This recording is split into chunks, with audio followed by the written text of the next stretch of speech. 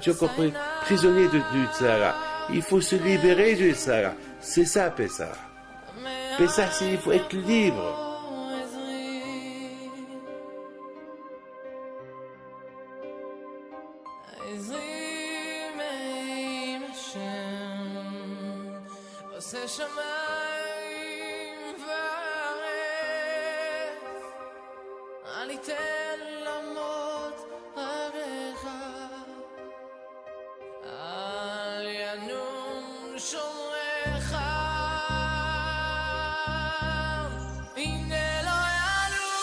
Chose me réveille à Botaï avec la permission d'Hachem. Je vous souhaite à vous tous une bonne semaine. Cette semaine, si Dieu veut, c'est Be'ezrat Hashem, c'est la fête de Pessah. On prépare la fête de Pessah. Mais ce Shabbat, c'est le Shabbat Agadol. On l'appelle le grand Shabbat. Alors bien sûr, il faut savoir quelle est la raison pour qu'on l'appelle le grand Shabbat. Est-ce que ça n'aurait pas été mieux d'appeler le Shabbat qui précède Kippour le grand Shabbat? Alors, mais pourquoi il s'appelle Shabbat Agadol? Pourquoi on l'appelle Shabbat Agadol? Alors, et c'est la première fête, hein. Alors, une fois j'ai dit, peut-être c'est pas la première fête de l'histoire juive, c'est pour ça qu'on l'appelle Shabbat Agadol. Parce que ce Shabbat, c'est la première fête. Toujours. Vous savez que le Shabbat c'est une fête, le Shabbat. Alors j'ai dit peut-être, parce que le Shabbat c'est une fête. Et étant donné que ce Shabbat là, c'est le premier Shabbat qu'ils ont fait les Juifs, et surtout ce Shabbat là, ils étaient vraiment des gens libres. Et en plus, ce Shabbat là, il y a eu un grand miracle qui s'est passé. Alors, vous savez, vous imaginez, pendant 1 an, le bon Dieu, il donne des coups aux Égyptiens, et le peuple juif, grâce à Dieu, il est là. Et ils sont devenus maintenant des gens libres. Et ce Shabbat-là, les sentiments du Shabbat, on est des gens, vous savez, toute la semaine on travaille, toute la semaine on est esclaves de nos propres, esclaves de travail, on est esclaves, on travaille. Le Shabbat, on est des gens. Shabbat, il y a un avage, on est au repos. Puisque le premier Shabbat, alors c'est pour ça qu'on l'appelle Shabbat Agadol, le grand Shabbat. C'est symbolique, c'est le Shabbat du Shabbat du repos. Et en plus, c'est le Shabbat, c'est parce que toutes les fêtes, c'est uniquement. Il y a Pessah, c'est une fois dans l'année. Sukkot, c'est une fois dans l'année. Hanouka, c'est une fois dans l'année. Kippour, Rosh Hashanah, Shavuot, c'est une fois dans l'année. Mais Shabbat, c'est chaque semaine. Donc c'est le Shabbat qui englobe tous les Shabbatot. C'est le premier Shabbat, libre. Donc, et en plus, c'est comme pendant toutes les fêtes on travaille et pas on se repose. Shabbat, c'est une fois par semaine, on se repose. Donc c'est le grand Shabbat. J'aurais pu dire, alors moi je me suis dit non, peut-être ça aurait été mieux, le Shabbat de la Teshuvah, toute l'année on est dans les fautes, et le premier Shabbat qui précède Kippour, c'est le Shabbat qui nous fait préparer pour être un bon juif, faire une bonne Teshuvah, une bonne pénitence, pour accepter le pardon d'Hachem, pour avoir le mérite que le bon Dieu nous pardonne. Peut-être ça aurait été mieux qu'on appelle le Shabbat qui précède Kippour, on l'appelle Shabbat Agadol. Pourquoi le Shabbat qui précède Pessah, on l'appelle Shabbat Agadol? Ça, c'est la première question que je me suis posée. La deuxième question que je me suis posée, c'est cette fête s'appelle Pessah. On aurait pu l'appeler la fête de Matzot, comme Sukkot. Sukkot, pourquoi on appelle Sukkot, la fête de Sukkot? Parce que Sukkot, on s'assoit dans la soukha pendant 7 jours. Et à Pessah, qu'est-ce qu'on fait? On mange de la galette. Pendant 7 jours, on mange de la galette. Donc, ça aurait été mieux qu'on l'appelle Hagamatzot, la fête des Matzot. Et pourquoi on l'appelle Hagapessah? C'est des questions que je me suis posées.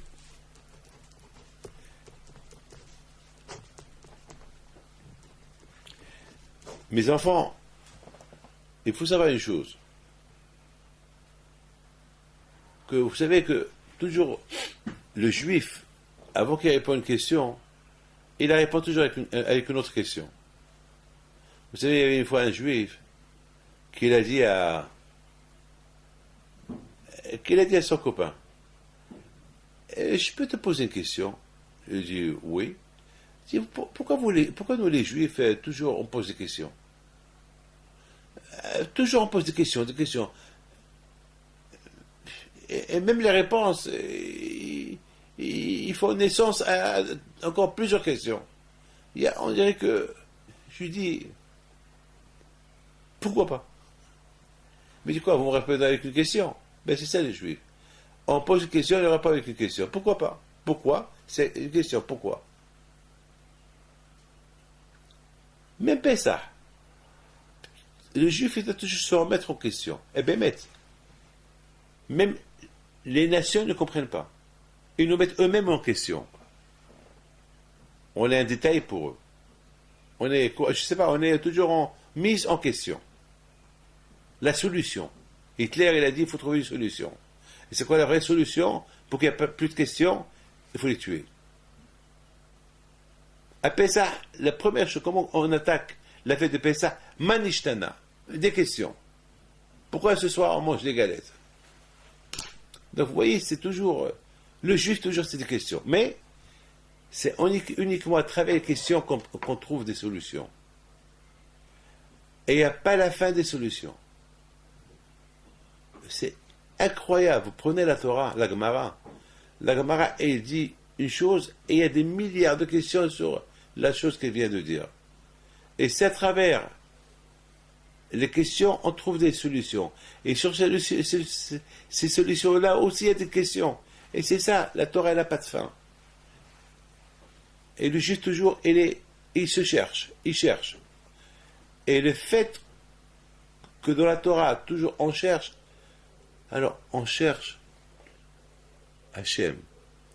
On doit toujours être à la recherche de Akadosh Baruch Hu. On croit qu'on connaît Akadosh Baruch Hu, mais on ne le connaît pas. Vous allez écouter mon cours aujourd'hui, vous allez voir que Bémet, vraiment, on ne connaît pas Hachem. On croit qu'on le connaît, on ne le connaît pas. On découvre Hachem tout le temps. Même mon cher Rabbeinu, après 120 ans, il a dit à Hachem, à peine je commence à le comprendre. On croit qu'on est... Il y a beaucoup de gens, ils me disent, mais pourquoi le bon Dieu me fait ça? Mais pourquoi il me fait ça? Mais ben, je lui dis, pourquoi? C'est beau. Même si je te donne 1000 réponses, tu me diras toujours, pourquoi? Tu vas me poser 1000 pourquoi sur chaque réponse que je vais te donner. Et il faut accepter. Il faut accepter. Cherche. Vous savez, je me suis posé une question extraordinaire. Écoutez-la bien. À Pessah, on fait la recherche du Hametz. On enlève le Hametz de la maison. Vraiment, c'est la guerre mondiale.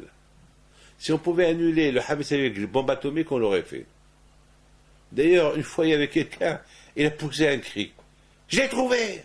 Qu'est-ce qui se passe? « Je l'ai trouvé. » J'ai trouvé quoi? Un morceau de Hametz. Il était content. Il a trouvé. Il sait que c'est une mitzvah de faire la recherche de Hametz. Vous imaginez quel plaisir on a lorsqu'on fait la bidika, lorsqu'on cherche le Hametz, on trouve un petit morceau. On est content. Ah, je l'ai trouvé. On dirait qu'on a trouvé un diamant. On dirait qu'on a trouvé un diamant, on va le mettre dans la vitrine. C'est ça. Parce qu'on est en train d'accomplir une mitzvah. Alors il faut comprendre une chose. Pourquoi Akadosh Baruch Hu, pourquoi Hachem, il veut qu'on fasse la recherche du Hametz? Quelle est la raison? Pourquoi? Est-ce que c'est pas, d'ailleurs, pour la Torah, bitul. Bitul, ça veut dire annuler. J'annule. Je prends le Hametz, je le vends. Je le vends à un non-juif, qu'on fait toujours aujourd'hui. On ramasse tout le Hametz dans un coin et on le vend. On remplit un papier et on le vend. Ou bien, on le brûle, on le jette. Mais il faut chercher. Mais vous savez, d'après la Torah, c'est annulé. J'annule. C'est-à-dire que si j'ai du Hametz dans la maison, eh bien, il ne m'appartient plus. Je le donne. Même qu'il est chez moi, celui qui le veut, il le prend. Et pas à moi. Alors c'est beau. Mais même que j'annule, et je passe la fête à la maison, et si je sais que j'ai du pain, il faut que je l'enlève. Même que je l'ai annulé, il faut que je l'enlève. Pourquoi? Ah, la Gemara dit peut-être à Pessah, tu vas le manger. Peut-être si tu as là-bas un gâteau, parce que toute l'année on mange le pain, on mange des gâteaux, et à Pessah peut-être on va oublier, de peur qu'on le mange, à la Haramim, nos rabbins ils disent, c'est mieux de l'enfermer quelque part, et tu scotches, ou tu le vends, ou jette-le. D'accord, je comprends pour le pain qu'il est grand, pour une baguette, pour le pain, pour les cakes, je comprends. Mais ce que je comprends pas, mais pourquoi les miettes? Regardez, dans ma poche, parfois il y a des miettes. Parfois, je vais à une Brit Mila et je prends de là-bas un petit gâteau pour ma femme, pour mes enfants qui le goûtent. Parfois, il y a des miettes. Est-ce que ces miettes-là, moi, je vais les manger? Est-ce que je suis fou?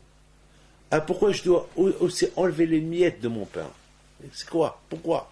Hachem, il veut que même la guerre aux miettes, la guerre aux hametz. Pourquoi? Donc, on a trois questions. Pourquoi la fête de Pessah, elle s'appelle la fête de Pessah? Pourquoi elle ne s'appelle pas la fête de Matzot? Pourquoi il s'appelle Shabbat HaGadol? Et pourquoi on fait la guerre aux miettes de pain à Pessah, alors qu'on aurait pu les annuler?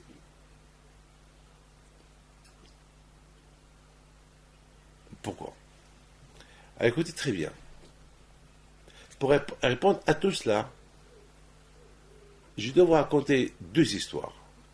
Une histoire, elle s'est passée ici à Lyon, ici à Paris, pardon, avec quelqu'un, un Cohen, qui vient chez moi, et qui me dit, Rabbi David, j'ai un problème. Je dis quoi? Il me dit, je fais Birkat Kohanim, la bracha au public. Il y a quelqu'un qui m'a fait honte à la synagogue, et je ne suis pas prêt à lui faire la bracha du Shabbat. Ça me dérange. Parce qu'il m'a fait honte. Je dis, mon fils, si Hachem t'a donné à nous bénir, c'est une responsabilité. Et de plus, il y a une bracha. Alors, à cause de lui, tu ne bénis pas. Et parce que tu ne bénis pas, tu fais une avera, tu fais une faute. Alors, pardonne-le. Va l'embrasser. Et tu vas voir. Tu vas te sentir mieux. Et tu gagnes une mitzvah. Et la mitzvah que tu gagnes, c'est que tu vas faire la bracha, tu vas le bénir. Mais à cause de lui, tu ne bénis pas. Alors là, tu fais une faute. Il me regarde, me dit merci. Et je pense qu'il est parti chez lui, il s'est embrassé, et il a fait, après la bracha, Birkat Kohanim, et je vous donne la parole d'honneur, j'ai senti sa bracha. Parce que vraiment, il a fait la bracha du fond du cœur. Parce que tant qu'il n'a pas pardonné à ce monsieur-là, la bracha qu'il faisait tout ce temps-là, elle ne sortait pas de son cœur, sachant que ce monsieur-là qui n'aime pas était là-bas. Mais maintenant qu'il a pardonné, qu'il a embrassé, il se sentait bien, et même nous, on sentait sa bracha. Ça, c'est la première question. Ça, c'est la première histoire. La deuxième histoire, elle est, la semaine dernière, j'étais en prison. J'étais visité un prisonnier. Et j'étais assis en face de lui, dans une grande salle, qui était vide. Parce que les visiteurs, c'est que le dimanche, le samedi et dimanche. Et là, je suis parti le visiter en pleine semaine avec des permissions spéciales. Et on était dans une grande salle de 1000-2000 personnes. On était les deux, l'un face à l'autre. Et j'ai posé une question. Je dis, mon cher, je ne comprends pas une chose. Si Dieu veut appeler ça, chacun il se sent libre. Bene Horin. Ce que je ne comprends pas, hein, toi, ça fait 3 ans que tu es là. Et ça va être la 3e année que tu fais Pessah. Comment tu vas sentir Pessah? Comment tu peux dire que tu es libre? Mais tu es prisonnier. Comment tu dis que tu es libre? Mais tu n'es pas libre. Tu es prisonnier. Nous, chez nous, on va s'accouder, on va dire, chacun, il doit avoir le sentiment, comme s'il était en Égypte. Chacun il doit avoir un sentiment comme s'il est sorti de l'Égypte. Et on se comporte comme des gens libres. Mais, toi, tu es prisonnier. Comment tu vas dire que tu vas te sentir libre? Il me regarde. Il me dit, j'ai pas de réponse à vous donner. Mais je peux vous dire une chose. Je dis quoi? Il m'a dit, même que je suis prisonnier, je suis dans une prison, mais à Pessah, au moins j'ai de quoi manger. Il y a des pauvres qui sont libres et qui n'ont pas de quoi manger. Alors qui est le vrai libre, moi ou eux? Je l'ai regardé, je dis super, tu as raison. Ça se réponse qu'elle est pas mal. C'est vrai. C'est vrai, il y a beaucoup de jeunes et pauvres qui ne sont pas libres. Parce que ils se sentent prisonniers, sachant que tout le monde a de quoi manger, et eux, ils n'ont pas de quoi manger après ça. C'est vrai. Mais je veux une réponse spirituelle. Ta réponse, elle est super. Je vais l'écrire dans mes livres. Elle est super. Elle est très profonde, ta réponse. Elle est vraie. Parce qu'un homme qui est pauvre, il n'est pas libre. Il est prisonnier de ses envies. Il est prisonnier de sa pauvreté. C'est vrai. Mais toi, en prison, au moins tu as de quoi manger, c'est vrai. Mais je lui dis, mais n'oublie pas, tu es prisonnier. Donc tu n'es pas un homme libre. Je lui dis, écoute, cette fête, elle s'appelle Haga Pesach. Pesach ou l'Hachem. C'est une fête qui appartient à Kadosh Baruch Hu. Écoute-moi, je lui dis. Pourquoi cette fête, elle s'appelle Pesach ou l'Hachem? Pesach, elle appartient à Hachem. Pesach, c'est du verbe sauter. C'est quoi le sauter? C'est que l'homme à Pesach, il doit arriver à une conclusion que s'il veut être Hu l'Hachem, s'il veut être lui pour Hachem, il faut qu'il saute. C'est quoi sauter? Sauter sur tout ce qui est mauvais et s'accrocher avec tout ce qui est bon. Hachem, il a sauté les maisons juives, mais il n'a pas sauté sur les maisons des Égyptiens de l'époque, les premiers-nés. Il les a punis. L'homme à Pessah, il doit arriver à une réalité, puis c'est la première fête que Dieu nous a donnée. Il faut qu'il marque cette première fête avec une idée clean. Clean, ça veut dire être monsieur propre. Propre de tout. Propre des envies. Propre de Ainara. Propre de Lachonara, médisance. Propre des mauvaises pensées. Propre des mauvaises choses qu'on voit sur Internet. Propre de tout. C'est ça, Pessah. Pessah, la fête de Pessah, elle a 3 noms. Pessah, Matzot, Aviv. Aviv, c'est le printemps. Le printemps, c'est la naissance. C'est lorsque les arbres commencent à donner des feuilles, des fleurs, des fruits. C'est le début. À Pessah, on doit commencer comme un début. On vient, le peuple juif, il débute. Mais pour que ce soit un bon début, il faut qu'on s'attache au matzot, au mitzvot. Et uniquement pour s'attacher au mitzvot, il faut sauter sur les averot. C'est-à-dire, les trois noms de la fête, on doit les vivre.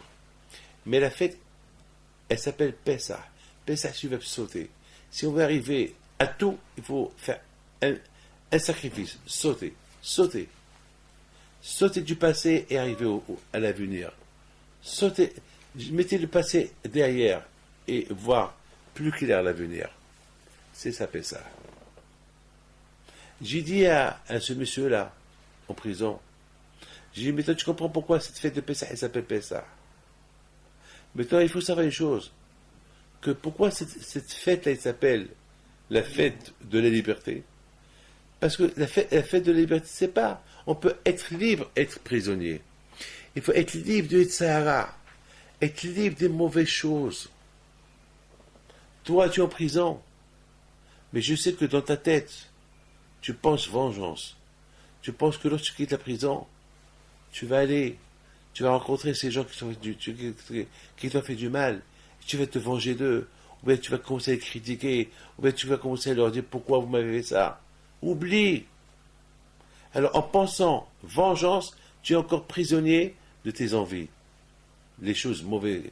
Alors, tu es encore prisonnier du Sahara. Il faut se libérer du Sahara. C'est ça, Pessah. Pessah, il faut être libre. On commence la fête. On commence cette première fête que Dieu nous a donnée avec avec une grande teshuva. Ça y est, je pardonne, j'oublie tout. Et c'est la raison pourquoi Pessah, on fait la bdikat Hametz. Pourquoi on cherche le Hametz, on cherche même les miettes, alors qu'on aurait pu tout annuler? Non. Akadosh Baruch Hu, il veut que l'homme, il arrive à se poser lui-même une question. Pourquoi Hachem, il veut pas que j'annule? Pourquoi Hachem, il veut que je fais des recherches? Ah, c'est parce que Hachem, il veut que, lorsque je suis en train de faire la recherche de Hametz, Hachem, il veut que je prends conscience que, finalement, le Hametz, ces miettes-là, je ne veux pas le manger. Pourquoi Hachem, il veut que je les cherche dans ma poche et je vais les manger? Non. Hachem, il veut plutôt que je cherche. Je fais des recherches, des petites miettes, des petites envies, des mauvaises qualités qui sont cachées dans mon cœur. Il faut que je les enlève, il faut que je les annule, il faut que je les abandonne, il faut que je teshuva. C'est ça, Pessah. C'est ça, être un homme libre. Les gens libres, et qui sont mauvais, vous croyez qu'ils sont libres? Ils sont libres, mais ils font des dégâts. Vous appelez ça des gens libres? Je lui dis, mon fils, tu es en prison, mais tu es libre de tes mauvaises qualités. C'est ça c'est ça la vraie liberté.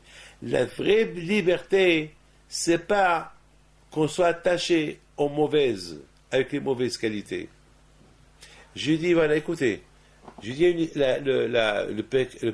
dans la Haggadah, on nous raconte une histoire de Rabbi Akiva et Rabbi Tafon qui s'étaient accoudés à Bnei Brak. Une histoire. Mais la Haggadah ne nous raconte pas l'histoire. Elle dit il y avait une histoire. Et c'est quoi l'histoire? Est-ce que le fait qu'il parlait de l'histoire de l'Égypte toute la nuit, c'est ça l'histoire? Non.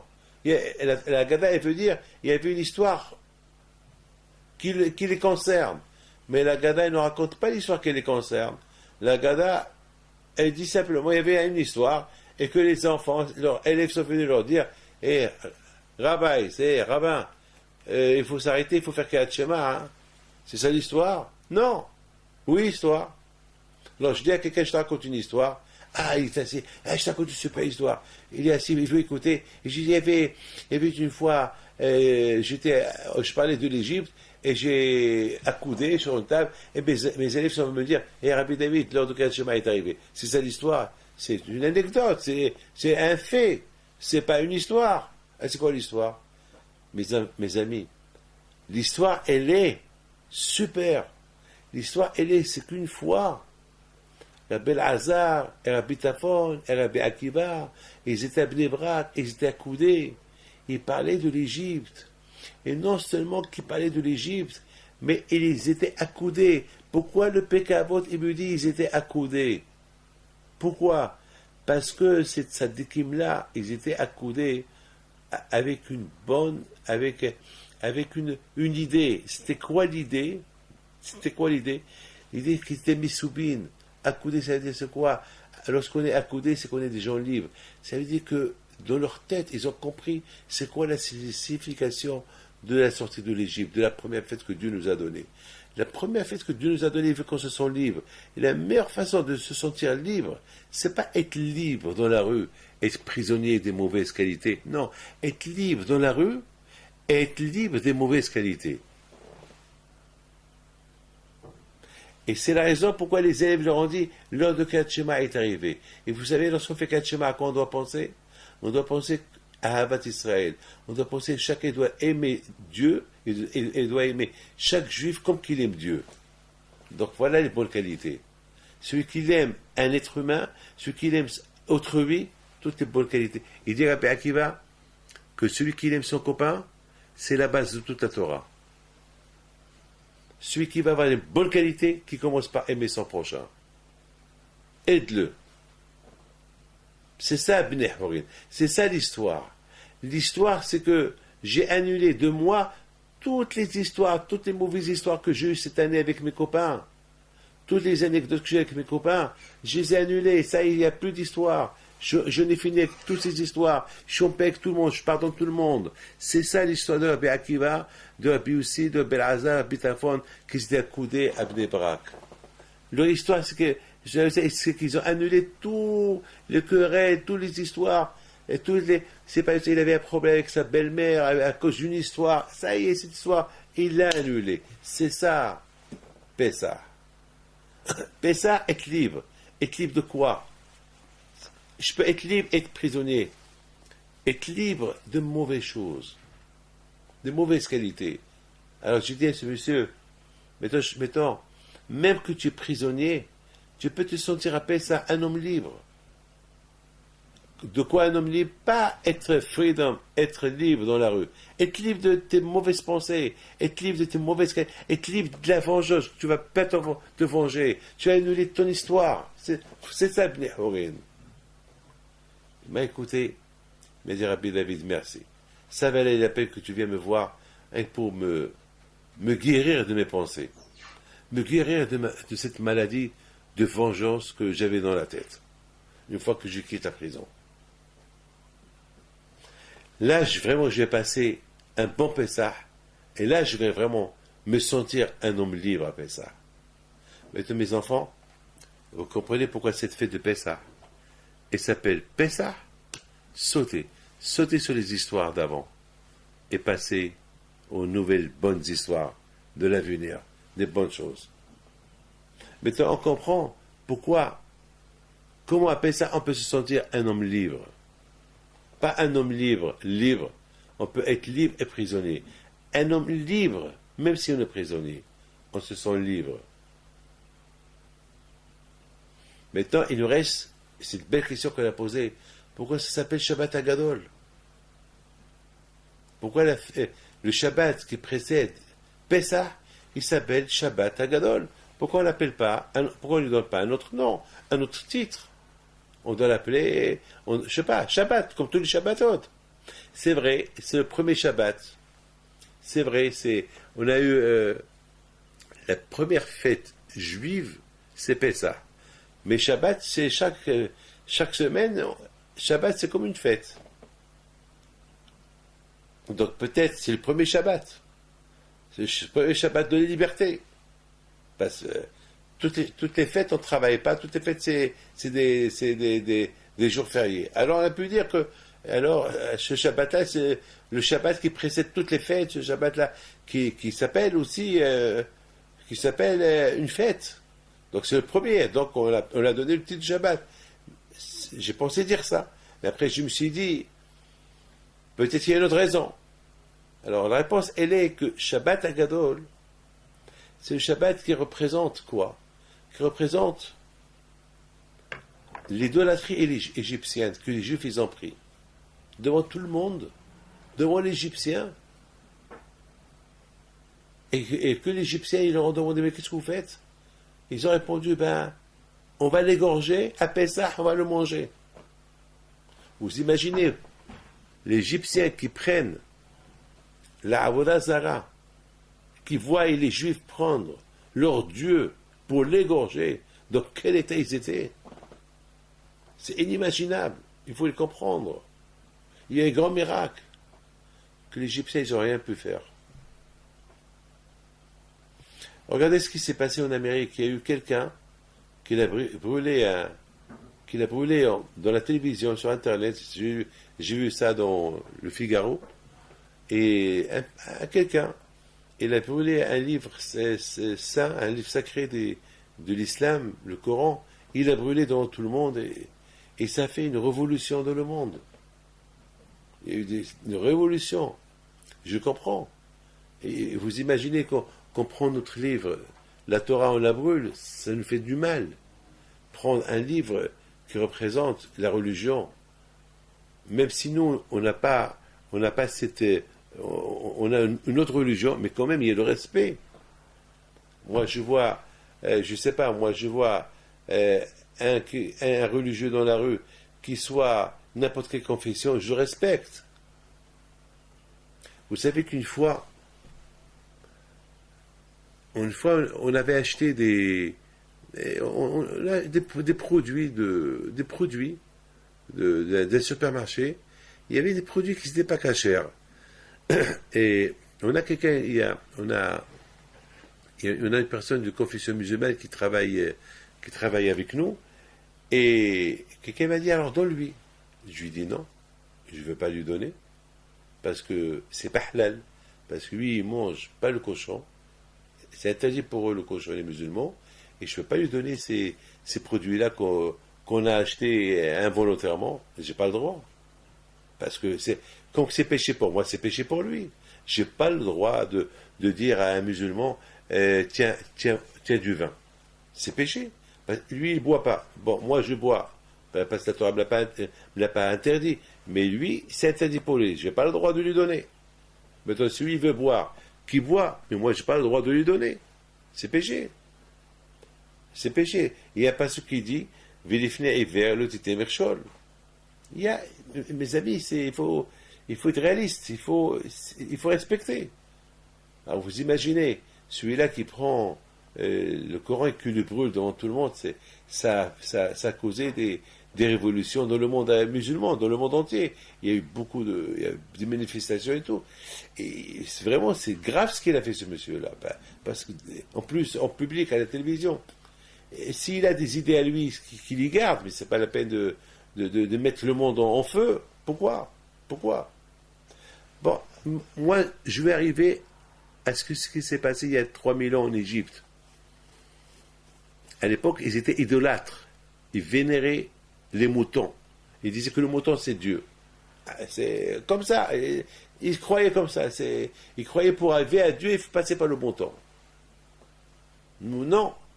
Nous, on dit, si on veut prier à Dieu, Allah, Akadosh Baruch Hu, il est là. Dieu, il est là. C'est pas qu'on on passe on prie avec en passant en plus par des animaux. C'est pas logique. La Torah dit, Hachem dit, il faut pas qu'il y ait d'intermédiaire entre moi et toi. Tu veux prier, Tan. D'ailleurs, Hachem, c'est un Dieu, super. On le tutoie.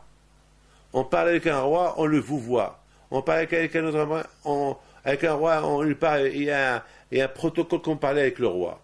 Mais lorsque tu parles avec Dieu, qui est le roi des rois, tu te dis, Atta, tu es le Dieu le plus grand, le Dieu des dieux. Atta Asita, c'est toi qui as fait, c'est toi qui as créé. Alors maintenant, vous comprenez très bien que Hachem, il a voulu montrer aux Juifs, en Égypte, que Dieu, c'est lui le seul. Il n'y a pas d'autre Dieu dans le monde. Il n'y a que lui. Et que tous ces animaux-là que les Égyptiens ils considèrent comme des dieux, non, on va voir, qu'est-ce qu'ils vont faire. Hachem, il a dit aux Juifs, prenez leur Dieu, sacrifiez-le, et mangez-le, grillez-le, jusqu'à qu'il y ait la fumée de partout, et on va voir ce qu'ils peuvent faire. Alors, et c'est ce qu'ils ont fait les Juifs ce Shabbat-là. Ils ont pris le mouton, qui était considéré comme un dieu chez les Égyptiens, et les Égyptiens ils leur demandaient, qu'est-ce que vous faites? Eh ben, on va l'égorger dans quelques jours. Et on va le manger, et on va le griller. C'est la folie, ça. C'est la folie, c'est la folie. Et les Égyptiens ne pouvaient rien faire. C'est pour ça que ça s'appelle Shabbat HaGadol. Les premières initiales de Shabbat HaGadol, c'est Shabbat HaGadol. La première lettre de Shabbat, c'est Shin, et la première lettre de Hagadol, c'est He. Shin et He, c'est le mot C, mouton. Le C, c'est le mouton. C'est ce que Dieu il a dit aux Juifs. Prenez le mouton, Shabbat, et préparez-le pour qu'il soit égorgé quelques jours plus tard. Et étant donné que ce miracle-là, il s'est passé Shabbat, que les Égyptiens ne pouvaient même pas rien faire, Hachem, il les a. Quand il a fait ce qu'ils ne pouvaient pas répliquer, ils ne pouvaient rien faire. Vous imaginez ça? Prendre l'idolâtrie égyptienne devant eux, et eux, ils ne font rien. Ils s'énervent, ils veulent faire quelque chose, ils veulent sauter, tuer les Juifs, ils ne le font pas. Une fois, c'est pour ça que ça s'appelle Shabbat HaGadol. Une fois, il y avait l'empereur romain, Adrianus, qui se promenait avec Bishua Ben Hanania, les deux dans la rue. Il se promenait, et voilà le roi, il voit un juif dans le marché. C'était à Rome. Il y avait plein. Il y avait des milliers de personnes, des Romains. Et Adrianus, il dit au rabbin, je vois un mouton parmi 70 loups. Et personne ne le touche. C'est bizarre, hein? Alors le tzaddik, il a compris que le roi, il fait allusion aux juifs qui étaient parmi tous ces non-juifs qui étaient là, et personne ne le touche. Parce que c'était l'époque que les Romains, ils ont détruit le temple, et ils étaient très anti-juifs. Alors, le rabbin, il dit au roi, Majesté, toi tu vois que le juif parmi les 70, parmi les loups. Tu vois le mouton parmi les loups. Mais tu vois le berger qui le protège. Il y a un berger. Il est né le Hanou, Elisha, Shomé Israël. Hachem, c'est le berger. Hachem qui protège.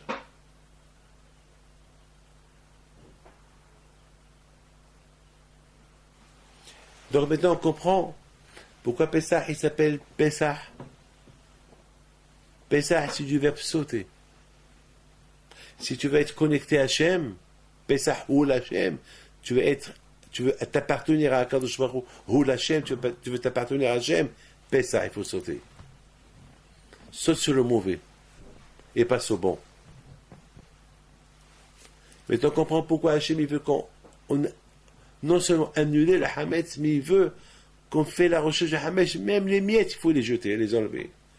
Pour te mettre en question pour les petites miettes que tu as dans la tête, les petites mauvaises qualités que tu as dans la tête. Il faut les enlever aussi. C'est ça le plus important. Parce que tout ça, c'est une préparation pour la fête. Et tout ça, c'est une préparation pour recevoir la Torah. Comme il dit le Zohar, il dit que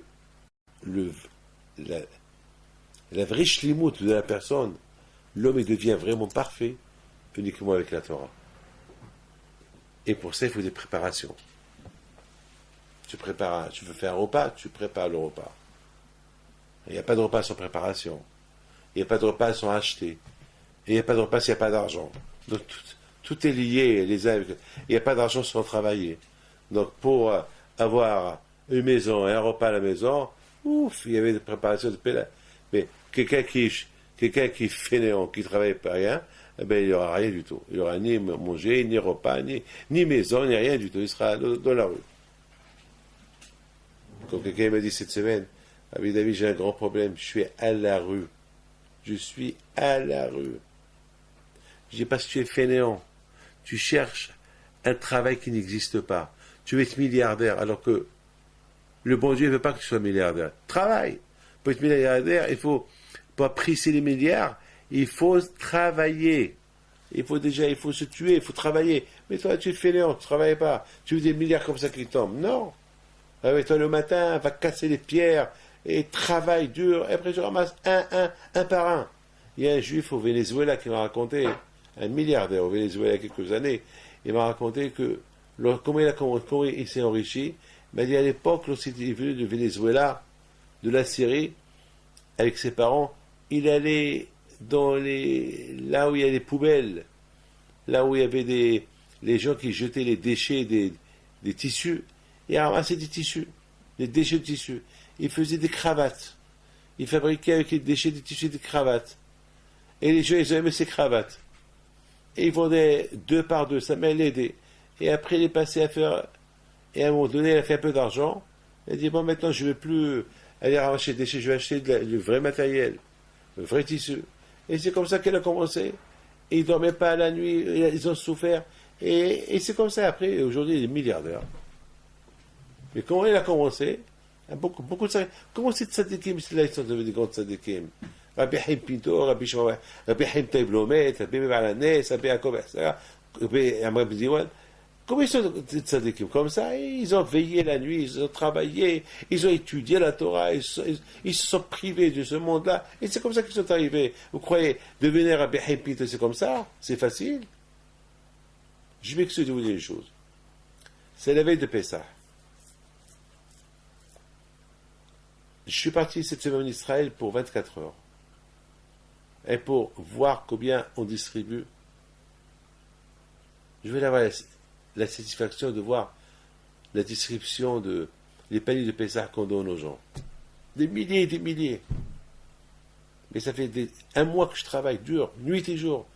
J'ai voyagé de partout. Je suis parti au Mexique, je suis parti à Shanghai, je suis parti en Chine, je suis parti au Canada, je suis parti, vous savez, à New York, ramasser de l'argent pour donner, pour apporter à manger à ces gens-là. Et aussi garder un peu d'argent pour payer les étudiants. Vraiment, regardez, je suis fatigué, mais la satisfaction, elle est énorme de voir les étudiants qui étudient la Torah et de voir tous ces pauvres-là qui reçoivent un peu d'argent. En France aussi, on a fait pareil. Donc, mes enfants, c'est ça. C'est ça, Pessah. Je termine avec une phrase.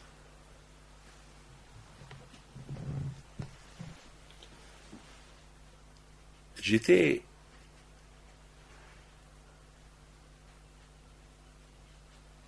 à New York. Il y a 2 femmes qui sont venues me raconter une histoire. Je ne sais pas si c'est vrai ou c'est pas vrai. Mais moi, je suis croyant. Moi, je crois à tout. Moi, je suis croyant.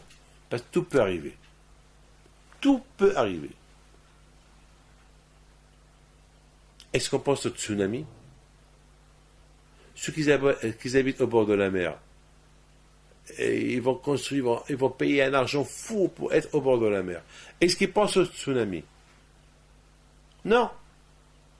Parce que c'est vrai, ils pensent au tsunami, ils ne vont pas habiter là-bas. Ils vont même si on leur propose le terrain gratuit, ils ne vont pas habiter là-bas.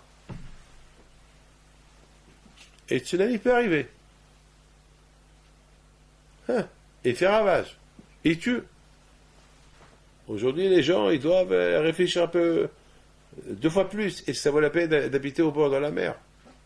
Parce que, regardez ce qui s'est passé en Chine, en Thaïlande, partout. Ce qui s'est passé au Japon, c'est de la folie. La folie. Tu présages, c'est la folie. C'est la folie. Bon, aujourd'hui, je vais que vous dire, avec tout ce que j'entends, avec tout ce qui se passe, ça fait peur. Ça fait peur. D'habiter au bord de la mer. Bah, ça arrive, mais ça arrive. Donc, moi, je suis un croyant, tout peut arriver. Et ces 2 femmes-là, ils viennent chez moi, ils me disent, Rabbi David,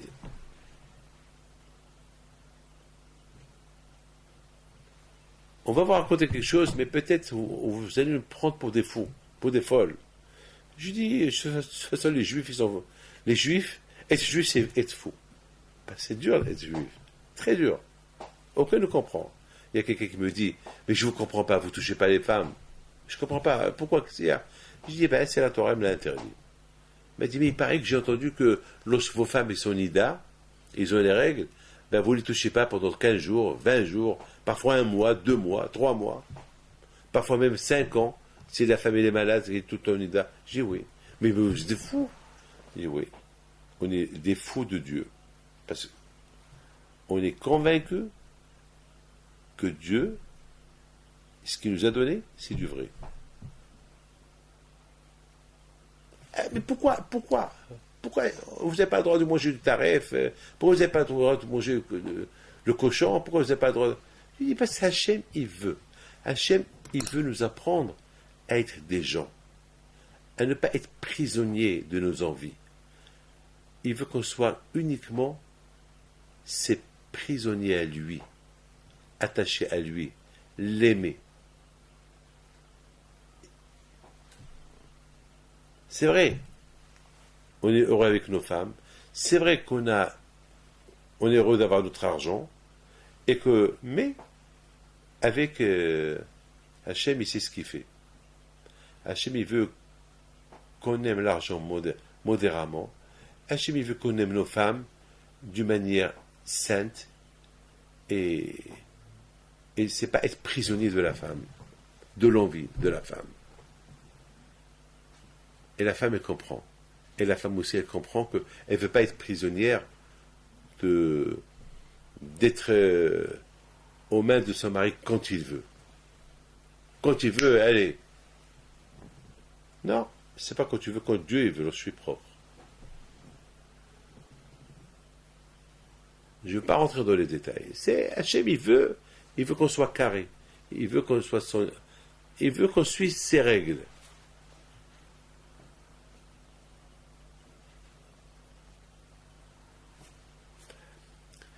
L'histoire, elle commence comme ça. J'étais à New York, il y a deux femmes qui arrivent. Ils me disent, on va vous raconter une histoire, mais peut-être tu vas nous prendre pour des folles. Je dis non. Pour moi, vous n'êtes pas des folles, racontez.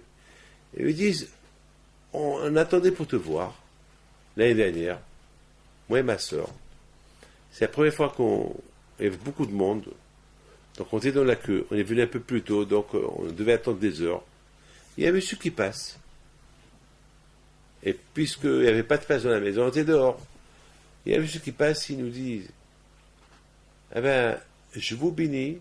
Et il a commencé à nous faire des bénédictions. La raison pour qu'on est venu chez vous, il était en train de nous dire tout. Un monsieur qu'on ne connaît pas. Il nous a fait des bénédictions. Il nous a dit tous nos problèmes. Et à un moment donné, on lui a dit, mais qui es-tu? Mais d'où tu nous connais? Mais nous, on n'est pas de New York, nous on vient de Los Angeles. On est venu pour voir le Rav, on sait qu'il est là. Mais qui es-tu? Il les regarde. Il leur dit, si je vous dis qui je suis, vous n'allez pas croire. Mais je suis Élie Hanavi. Ils ont commencé à rigoler. J'ai dit, chacun peut nous dire je suis Élie Hanavi. Il leur a dit oui, peut-être. Peut-être vous allez me prendre pour un fou, mais de toutes les façons, voilà, je vous ai béni, j'ai dit vos problèmes, et que Dieu vous aide. Et vous n'êtes pas obligé de croire que je suis Élie Hanavi, comme ça il leur a dit. Vous n'êtes pas obligé, parce que je sais que... Alors, tout de suite, ces deux femmes me disent, Rabbi David, c'était Eliyahu? Je leur ai dit, écoutez, je n'étais pas avec vous pour voir s'il est Eliyahu ou pas, et même si j'étais avec vous, j'aurais dit, peut-être.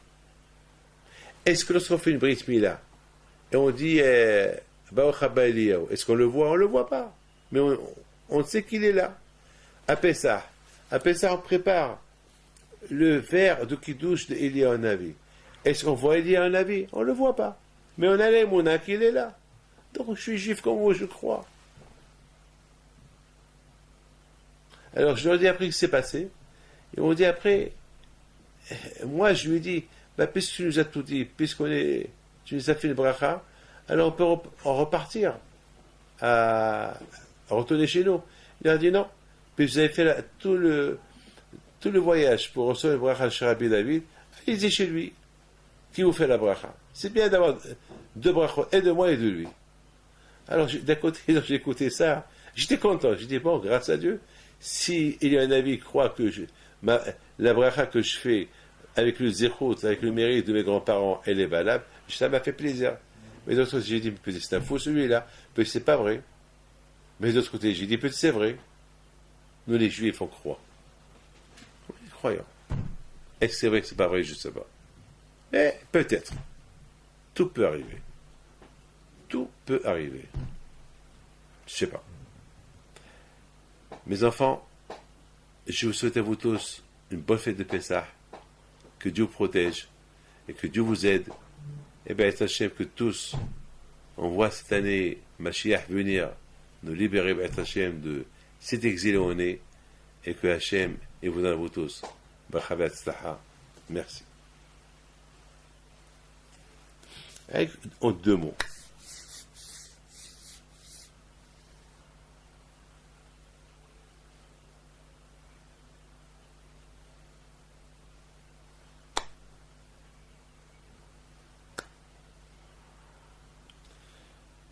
Chacun de vous qui n'oublie pas ses voisins, qui n'ont pas de quoi passer Pessah. Je fais des recherches. Comme on fait des recherches pour trouver le Hametz, comme ça aussi il faut faire des recherches. Qui a besoin, qui n'a pas besoin. Pour se sentir tous à l'aise. B'nai Horin. Faites-vous pardonner les uns les autres.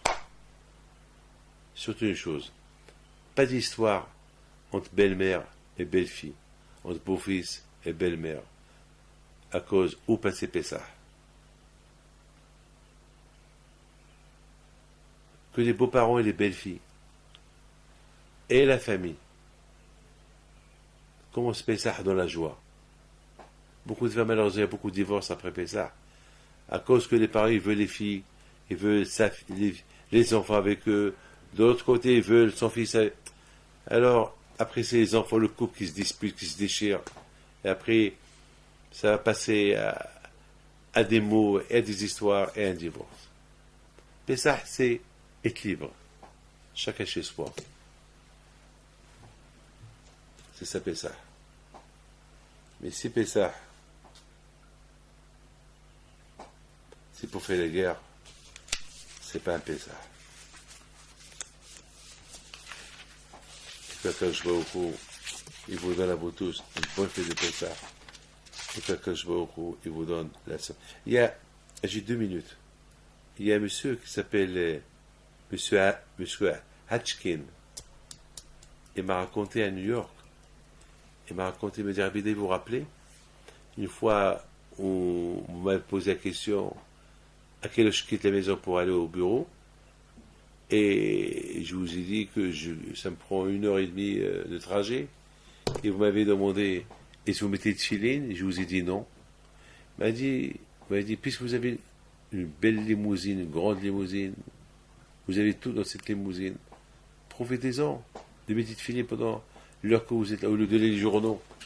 Parce que pendant 1h30, tu lis tous les journaux de New York. Alors, connecte-toi à Hachem pendant 5 minutes. Oui, je lui dis, me rappelle. Et cette musique, tu l'as toujours, je lui dis. Il me dit, non, je l'ai vendu, je l'ai perdu. Mais, Rabbi David, j'ai une bonne nouvelle pour vous, il me dit. Grâce à Dieu, aujourd'hui, depuis ce jour-là que vous m'avez parlé, aujourd'hui, je prie, pas 5 minutes, mais ça me prend 1h30. Ah, super. Il dit, mais Rabbi David, j'ai tout perdu. Avant, j'avais pas le temps pour Hachem, mais maintenant, j'ai tout le temps pour Hachem. Alors, j'ai dit, dommage. Kadosh Baruch Hu, il nous donne tout le temps pour avoir, tout le temps pour lui et pour les autres. Et lorsque Hachem, il voit qu'on ne lui donne pas un peu de temps, lui aussi, il enlève de son temps à nous. Et lorsqu'Hachem, il enlève de son temps de nous, on perd beaucoup. Alors je lui dis, dommage. Il me dit, Rabbi David, mais de toute façon, je suis content. Avant j'étais prisonnier de mon argent, de mes voitures, de mes vacances. Maintenant, je ne suis plus prisonnier. Maintenant, je consacre un peu le temps à Dieu et je suis très heureux. Je dis, c'est bien. Et voilà sa femme qui me regarde, me dit, Rabbi David, moi, j'ai une confidence à vous dire. Depuis qu'on a fait Teshuvah, mon mari et moi, on sent Hachem partout. Même à travers le vent, on sent Hachem. Lorsque le vent, il y a du vent, et le vent il rentre en dessous des portes, et on entend ouh, on sent qu'on est protégé. On sent le vent, c'est l'une des créations d'Hachem. Je dis super, c'est dommage que vous n'avez pas senti ça avec l'argent. Qu'avec l'argent, vous aurez pu sentir encore plus Hachem. Lorsque vous avez fait beaucoup de bonnes choses avec l'argent, manger le cachet avec l'argent, faire la tzedaka avec l'argent, et aider les autres avec l'argent. Là où vous aurez pu se sentir une bonne assurance, une bonne... Bon, chacun a sa façon comment il sent Hachem. Maintenant, si vous n'avez pas senti la présence d'Hachem lorsque vous avez eu de l'argent, maintenant vous le sentez à travers votre pauvreté, alors c'est très bien. Et elle était contente. Elle était contente. Et ça m'a fait... J'ai dit grâce à Dieu que Akadosh Baruch Hu, il a 1000 façons pour comment faire connecter les gens à lui. Que Dieu vous protège, que Dieu vous donne la santé.